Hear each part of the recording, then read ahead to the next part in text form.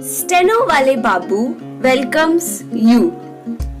Shorthand dictations in male and female voice from all sources like magazines, speeches, and editorials at various speeds up to 120 WPM for various departments like SSC, DSSB, CRPF, Delhi Police, etc.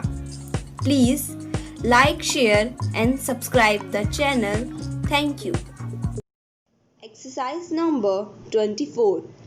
There can be no doubt that a reduction in the number of years of married life in a woman's reproductive cycle would be dramatically reflected in the number of children she is likely to bear. This measure was indeed adopted in 1978 when the legal age of marriage for women was raised from 15 to 18 and 21 for men. But this law, from the start, been perhaps the most floated one in our country. A large proportion of girls still get married well before the legal age for want of effective social pressure against early marriages, which have serious health consequences for the mother and the child besides pushing up fertility. This is admittedly a difficult problem, but one which must be faced. The continued toleration of its violation on the part of the public encourages disregard of other laws as well and undermines the very concept and framework of a society based on the rule of law. The second point concerns the critical importance of female education and literacy as a crucial determinant of fertility amongst women in India. All the statistics prove that. We all know, for instance, that Kerala, with the highest female literacy rate in the country, also enjoys the lowest birth rate, while Rajasthan, appallingly low female literacy rate, is more than fully reflected in the highest birth rate in the country.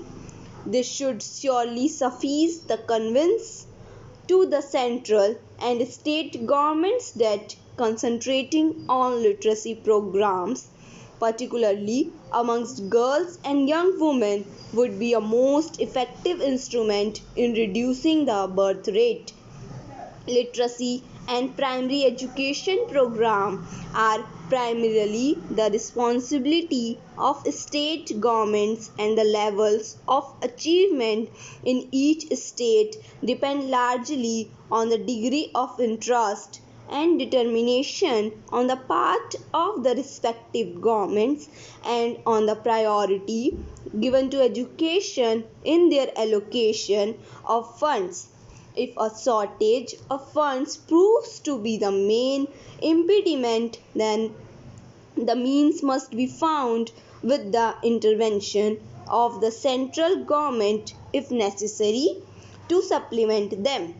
A major cause of our failure to achieve fuller and quicker results in our family planning and health programs has been because of a failure of communications, the act that large sections of our rural population have up to now been almost inaccessible except to their immediate neighbors because of their remote location and with no means of communication.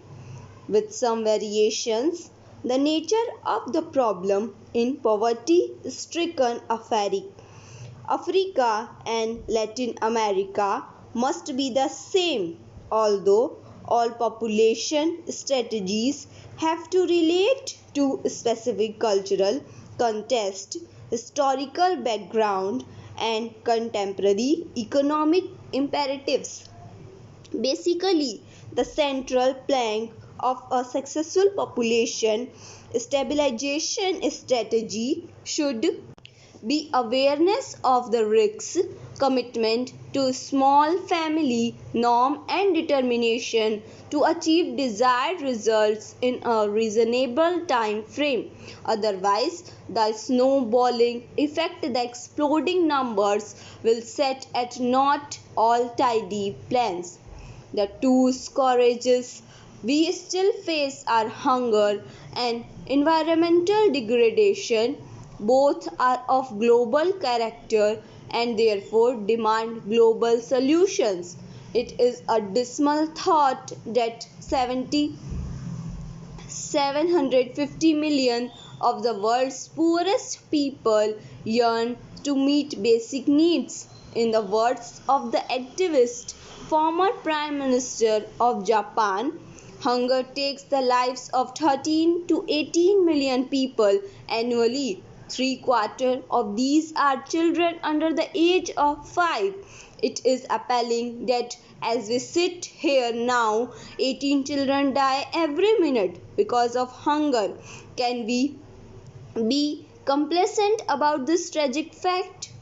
In the mid 40s, several demographers thought that by the year 2000 AD, the world would have a population of 3 billion. These estimates have had to be revised upward.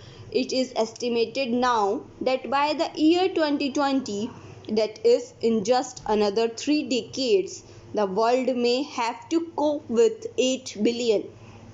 It seems that since 1995, the decline in fertility in some of the third world countries has almost leveled off.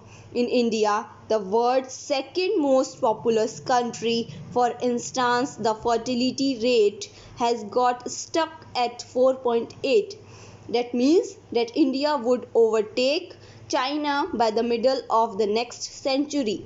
In Indonesia too, after the initial successive reduction of fertility to 4.3, the downward trend has been arrested. During my last visit to China, when I complimented China on her achievement in slowing down growth rate of population, senior leader of China voiced anxiety at the slowing down of the process of reduction of fertility because rapid growth might well threaten China's elaborate development and modernization strategies.